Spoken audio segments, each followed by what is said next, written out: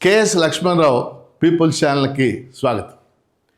ఢిల్లీలో జరిగిన జంతర్ మంతర్ జరిగిన జనరేషన్ జీ ఉద్యమం, కాక్రోచ్ జనతా పార్టీ ఆధ్వర్యంలో జరిగినటువంటి ఉద్యమం ఎంత సంచలనాన్ని సృష్టించిందో మన అందరికీ తెలిసింది.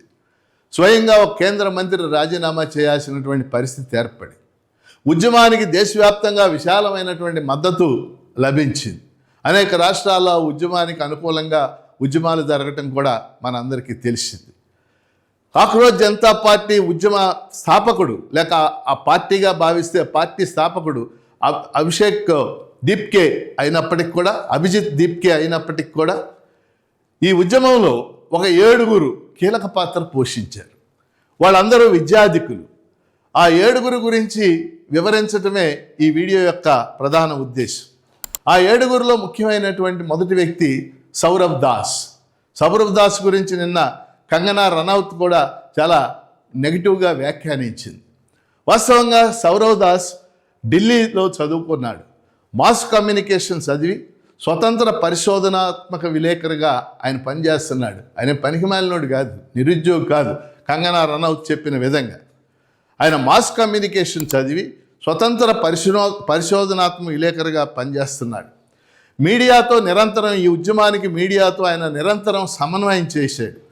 అంతేకాదు, ఉద్యమ సమస్యల్ని ప్రజల్లోకి సమర్థవంతంగా తీసుకెళ్లడంలో ఆయన కీలక పాత్ర పోషించాడు సౌరవ్ దాస్. ఇటీవల మీడియాలో ఆయన పేరు మనం తరచుగా ప్రముఖంగా వింటున్నాం. అలాగే ఈ ఉద్యమంలో అభిజిత్ దీప్కేతో పాటు రెండో వ్యక్తి, సౌరవ్ దాస్తో పాటు రెండో వ్యక్తి అశుతోష్ రాంకా జైపూర్కి చెందినటువంటి వాడు. ఆయనకి సామాజిక ఉద్యమాల్లో సుదీర్ఘమైనటువంటి అనుభవం ఉంది. కాక్రోచ్ జనతా పార్టీలోకి రావడానికి ముందే ఆయన పరివర్తన్ అనే ఒక సంస్థను స్థాపించి ఆరావళి పర్వతాల పరిరక్షణ, దోల్కా బార్డ్ అడవులను కాపాడుకోవటం మొదలైనటువంటి ఉద్యమాల్లో ఆయన ప్రముఖ పాత్ర పోషించాడు అశుతోష్ రాంకా. ఎందుకంటే సౌరవ్ దాస్, అశుతోష్ రాంకా వీళ్ళిద్దరూ కూడా ఇటీవల మీడియాలో మనకి ప్రముఖంగా కనపడటం మీరు అందరూ కూడా చూస్తూ ఉండుంటారు. అలాగే మూడో వ్యక్తి సిద్ధాంత్.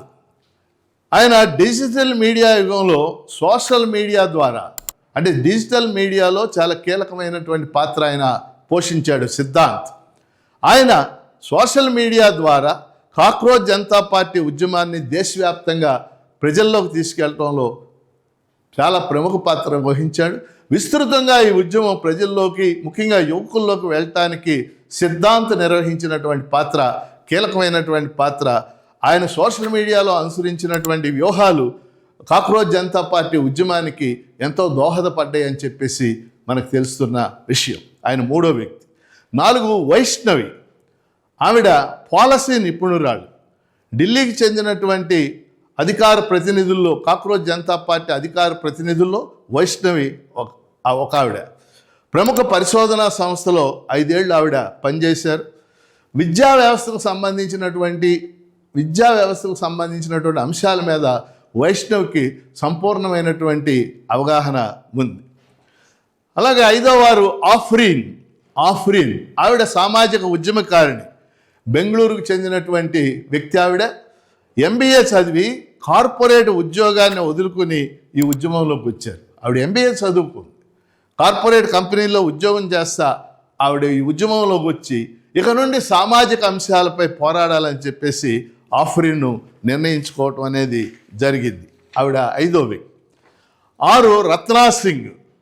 ఆయన న్యాయవాది. ఢిల్లీ హైకోర్టులో ప్రాక్టీస్ చేస్తున్నాడు రత్నా సింగ్. ఈ కాక్రోచ్ జనతా పార్టీకి సంబంధించినటువంటి ఉద్యమానికి సంబంధించినటువంటి న్యాయపరమైనటువంటి అంశం, ఎందుకంటే ఉదాహరణకు స్టూడెంట్స్ మీద కేసులు పెట్టారు. ఆ న్యాయపరమైనటువంటి అంశాలన్నింటినీ కూడా రత్నా సింగ్ చూస్తూ ఉన్నారు. 7వ వ్యక్తి, చివరి వ్యక్తి దీపక్ బలియాన్. ఈయన రాజస్థాన్కి చెందినటువంటి వాడు. సైన్స్లో పోస్ట్ గ్రాడ్యుయేషన్ చేశారు. గ్రామీణ ప్రాంతాల్లో ఉండే యువకుల సమస్యల మీద దీపక్ బలియాన్కి సంపూర్ణమైనటువంటి అవగాహన ఉంది. ఈ విధంగా ఈ 7 కూడా అభిజిత్ దీప్కేతో పాటు కాక్రోచ్ జనతా పార్టీ ఉద్యమంలో, జనరేషన్ జీ ఉద్యమంలో కీలక పాత్ర పోషించారు. 7 పేర్లు మరోసారి చెప్తున్నాను. 1 సౌరవ్ దాస్, 2 అశుతోష్ రాంకా, 3 సిద్ధాంత్, 4 వైష్ణవి, 5 ఆఫ్రీన్, 6 రత్నాజ్ సింగ్, 7 దీపక్ బలియాన్. ఈ 7గురు కూడా ఈ ఉద్యమానికి ఒక రూపాన్ని కల్పించడంలో, ప్రజల్లోకి తీసుకెళ్ళటంలో, ముఖ్యంగా యూత్లోకి తీసుకెళ్ళటంలో, అలాగే మీడియాలోకి తీసుకెళ్ళటంలో కీలక పాత్ర పోషించారు. మరి వాళ్ళందరూ కూడా భవిష్యత్తులో కూడా దేశ సమస్యల పట్ల సంపూర్ణ అవగాహనతో ఈ ఉద్యమాలని ముందుకు తీసుకెళ్లాలని చెప్పేసి మనం ఆశించవచ్చు. వాళ్ళందరికీ శుభాకాంక్షలు తెలియజేస్తూ కేఎస్ లక్ష్మణరావు పీపుల్స్ ఛానల్, దీన్ని మీరు సబ్స్క్రైబ్ చేయండి, ప్రోత్సహించండి.